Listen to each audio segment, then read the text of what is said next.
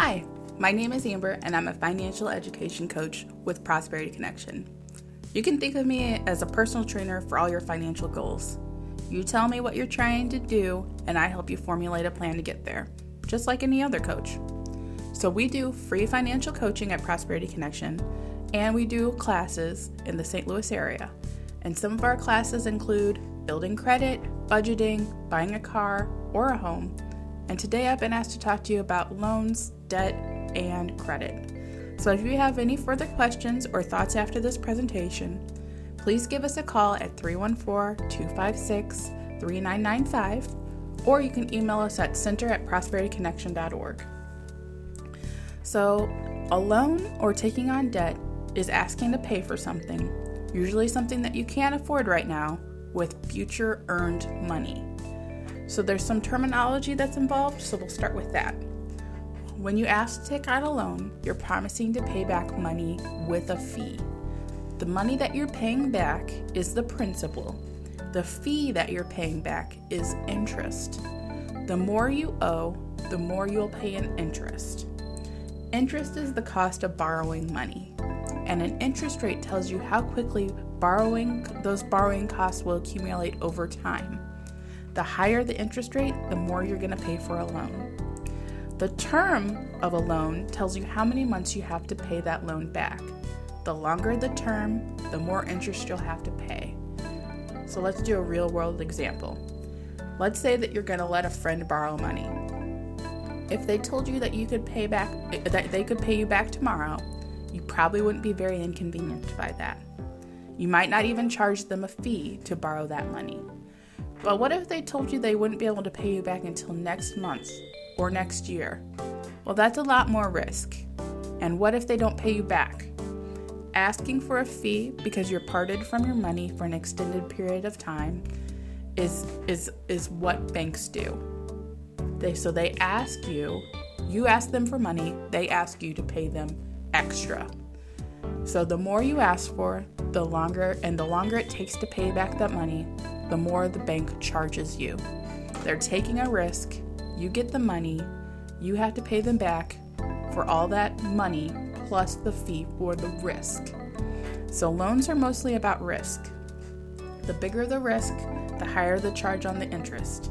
And unfortunately, if lenders view you as too big a risk, they won't even loan to you. That's where I start talking about predatory lending. So there's many different types of predatory lenders out there. You've may heard a few of them on the radio. Payday loans, title loans, online lenders, buy here, pay here auto lots. Predatory lending is any lending practice that imposes unfair or abusive loan terms on a borrower.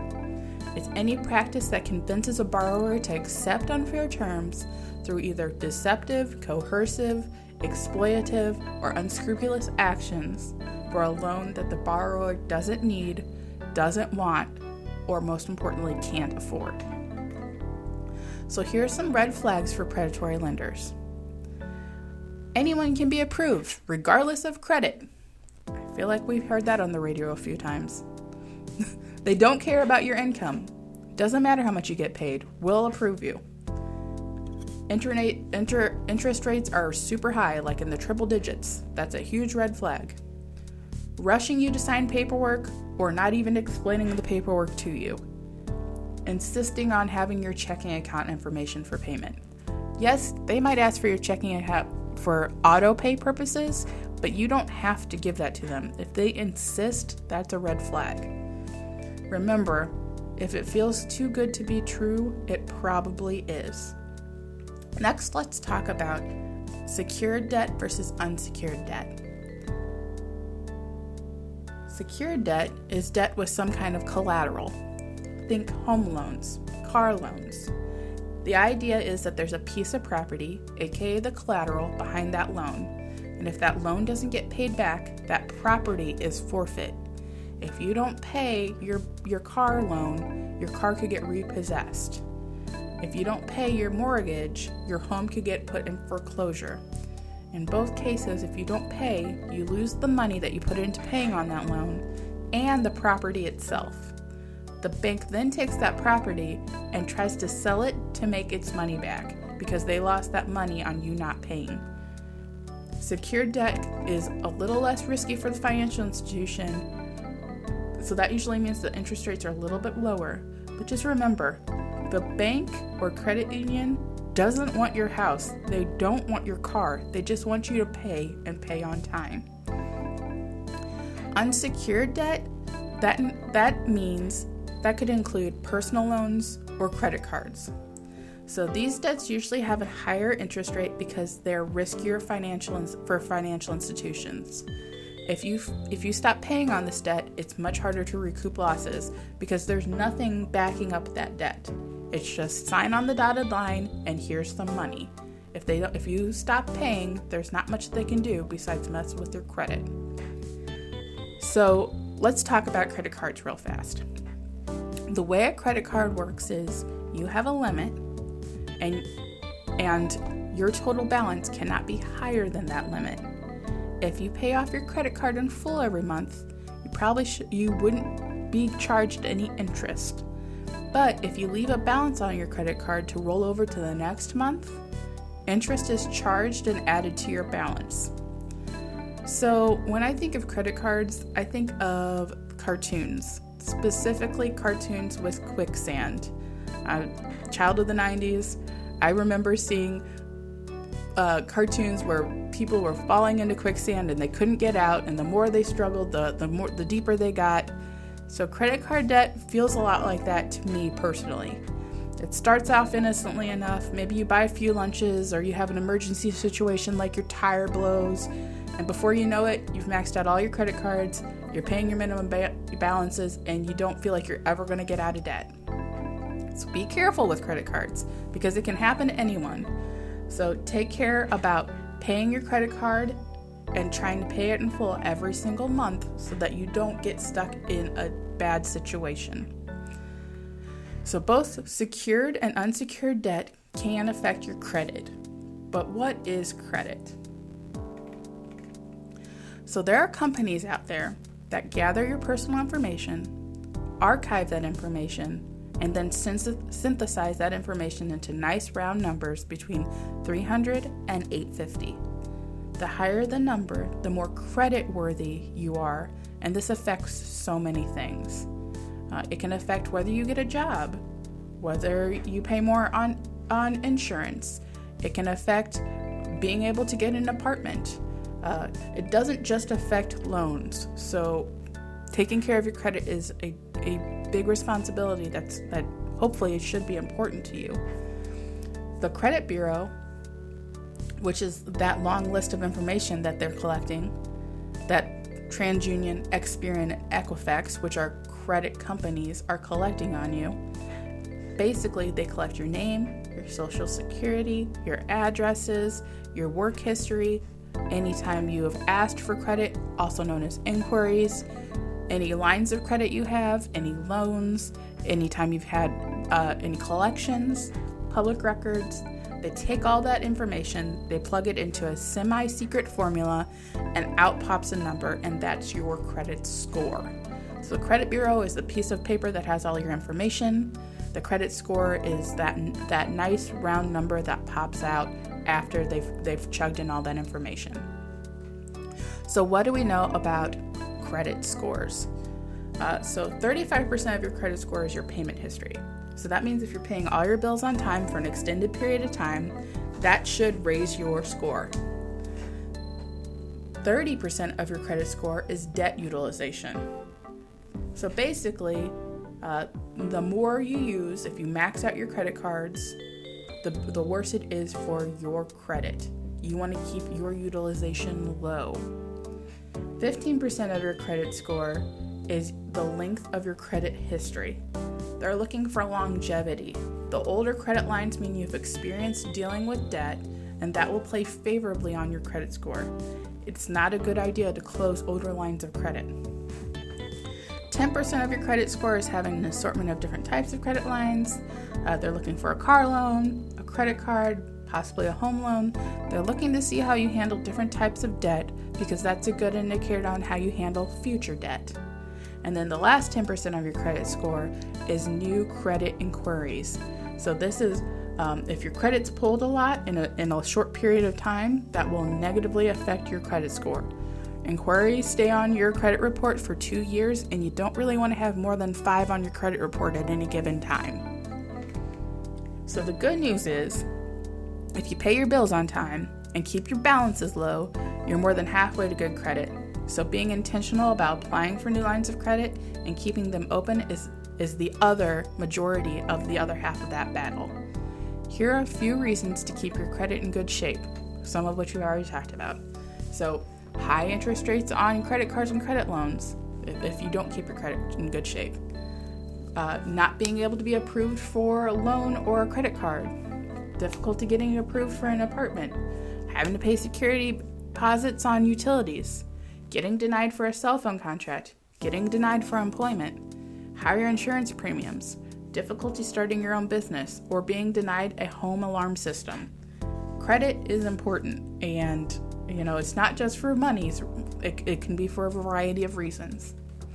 So, good credit versus poor credit. So let's use the example of buying a car. And I want you to imagine spending $10,000 on a vehicle, and say you want to pay that back in 5 years or a 60-month term. And if you have good credit, your interest rate might be in the 3 to 4 percentage point range, and that would mean that you would pay around $915 over the course of 60 months in interest.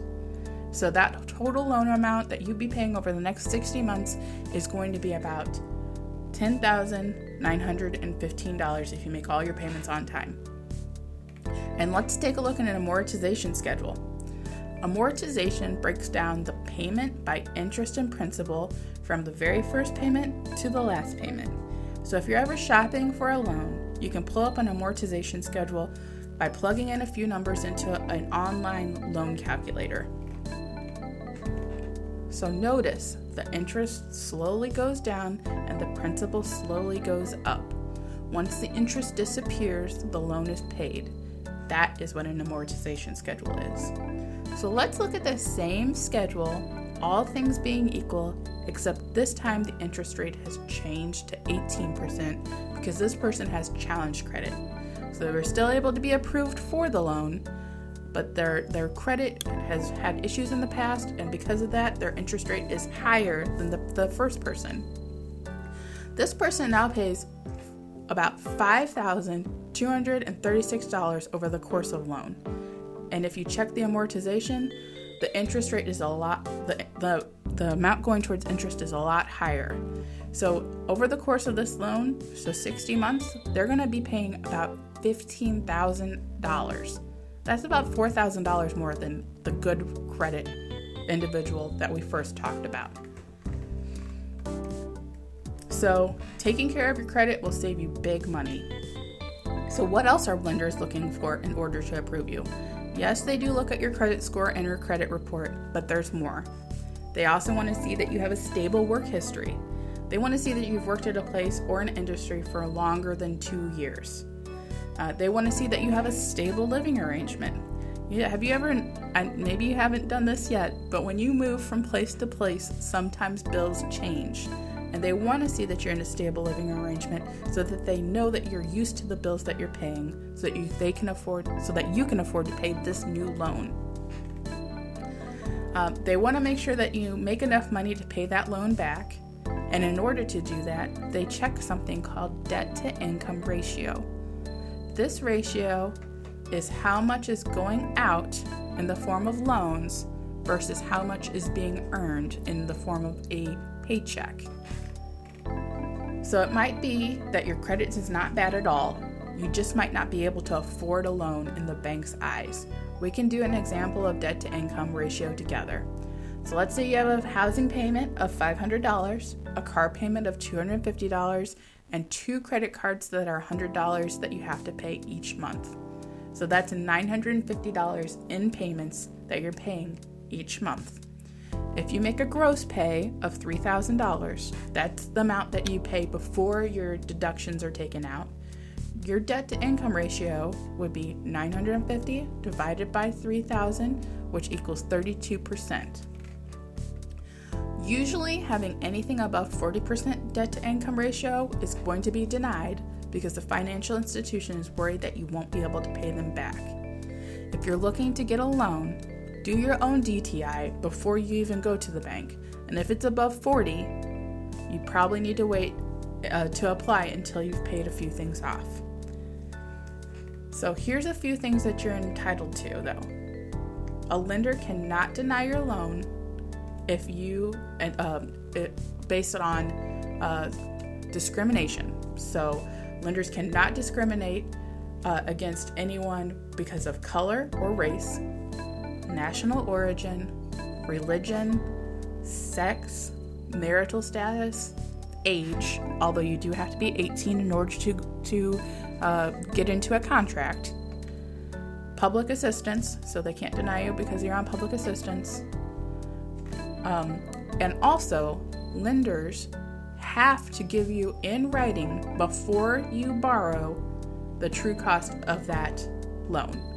So that includes spelling out information about the money loaned, the interest rate, the annual percentage rate, finance charges, fees, and the length of the loan. That's actually called Regulation Z, and that's something that the Federal Reserve Board put together.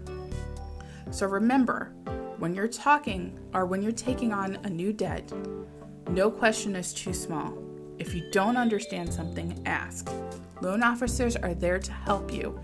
You're not going to inconvenience them if you don't understand what you're getting into.